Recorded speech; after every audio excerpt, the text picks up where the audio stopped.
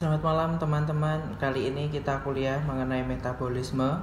Jadi untuk teman-teman yang sebelumnya sudah melihat tentang diet, kali ini kita akan bahas tentang metabolisme. Dan metabolisme hari ini kita tentang metabolisme karbohidrat.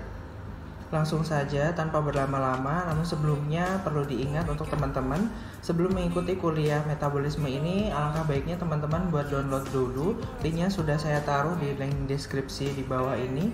Silakan nanti buat teman-teman di download dulu agar nanti untuk belajarnya bisa lebih fokus. Untuk pengertian dari metabolisme sendiri, yaitu suatu senyawa organik yang tersusun atas unsur-unsur karbon, hidrogen, dan oksigen. Perbandingan antara C, H, dan O pada umumnya yaitu 1:2 dan dibanding 1 atau seperti air, dan diberi nama karbohidrat CN, H2N, dan ON, dan merupakan polihidroksi, aldehid, ataupun keton. Kemudian untuk klasifikasinya, untuk yang pertama yaitu karbohidrat sederhana, yang kedua ada monosakarida, yang ketiga disakarida, kemudian yang keempat gula alkohol, dan yang kelima oligosakarida. Untuk fungsi dari karbohidrat sendiri ada 5. Yang pertama sumber kalori sebagai sumber tenaga di dalam tubuh kita. Kemudian yang kedua pemberi rasa manis pada makanan. Yang ketiga menghemat energi. Untuk yang keempat pengantar metabolisme lemak.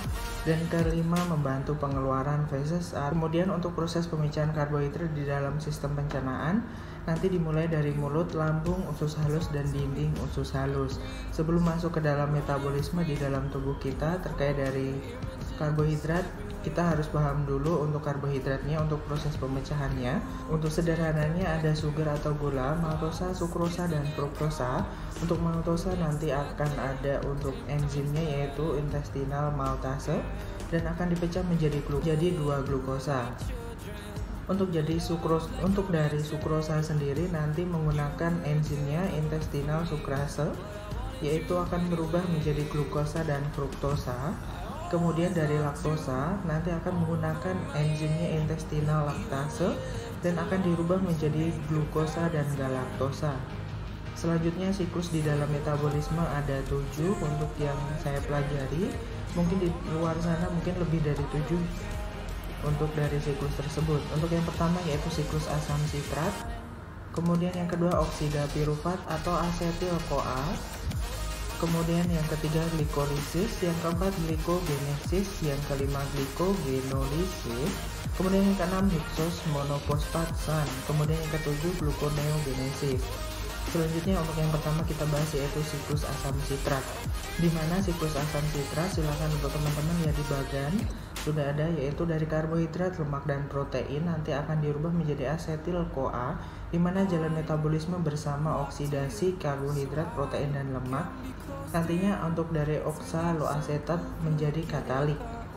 Nanti dari asetil-CoA menggunakan sitrat akan menghasilkan CO2, kemudian CO2 atau 2CO2 dan akan kembali ke oksaloasetat dan akan kembali ke asetil-CoA. Kemudian metabolisme asetil-CoA. Untuk selanjutnya ringkasan dari metabolisme asetil-CoA silakan teman-teman lihat di bagan. Nanti dari glikogen untuk glukosa, pirufat, nanti dari pirufat bisa menjadi laktat dan asam amino. Dari pirufat nanti bisa asetil-CoA. Di sini perannya untuk asetil-CoA berada di tengah, di mana nanti dengan asam lemak tersebut akan berikatan. Kemudian nanti siklus asam asetat akan berakhir menjadi CO2. Untuk dari asetil-CoA untuk dengan kolesterol nanti akan menjadi steroid. Kemudian untuk asetil-CoA apabila berhubungan dengan benda keton atau saling berdekatan nanti akan berubah jadi asam amino. Untuk selanjutnya kita bahas glikolisis.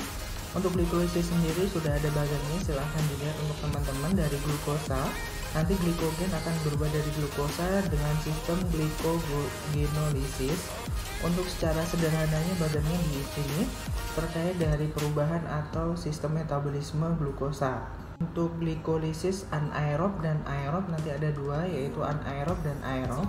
Untuk anaerob nanti glikogen hilang, laktat dan pirufat akan menjadi timbul. Glikolisis aerob nanti menggunakan glikogen timbul lagi dan laktat dan pirufat akan hilang, sehingga nanti pirufat akan menjadi CO2 dan H2O atau air.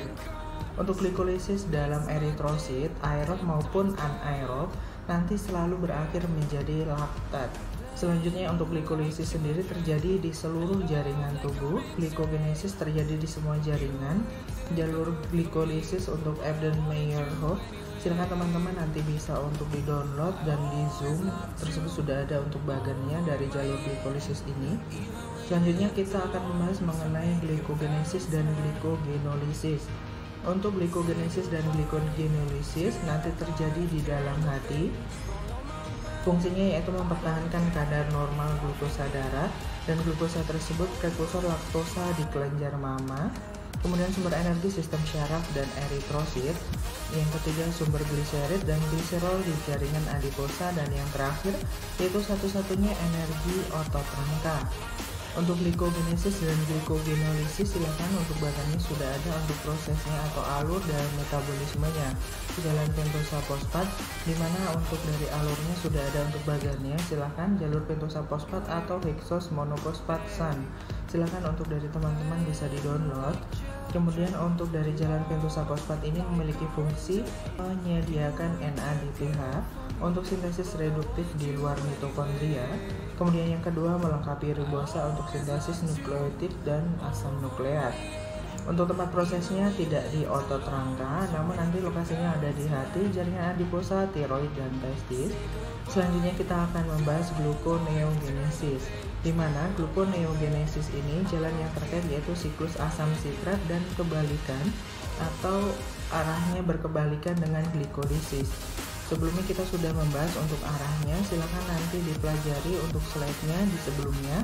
Untuk substrat utamanya yaitu asam amino glukogenik, laktat, gliserol, di mana nanti gliserol tersebut produk metabolisme jaringan adiposa. Fungsinya sendiri memenuhi kebutuhan glukosa bila karbohidrat tidak mencukupi di dalam makanan. Selanjutnya sudah ada bagannya untuk jalan utama gluconeogenesis, silahkan di-download untuk mempelajari metabolismenya. Dan terima kasih untuk teman-teman yang sudah kuliah malam ini. Silahkan nanti di-download, dan mohon maaf sekali apabila penjelasannya kurang lengkap, dikarenakan untuk pembelajaran dari metabolisme sendiri bukan hal yang pendek. Jadi buat teman-teman yang ingin mempelajari sudah saya lampirkan untuk dari panduannya, dan nanti untuk pertanyaannya silahkan diisi di kolom komentar. Selanjutnya kita akan membahas tentang kuliah lainnya. Terima kasih untuk perhatiannya teman-teman. Selamat malam, selamat beristirahat.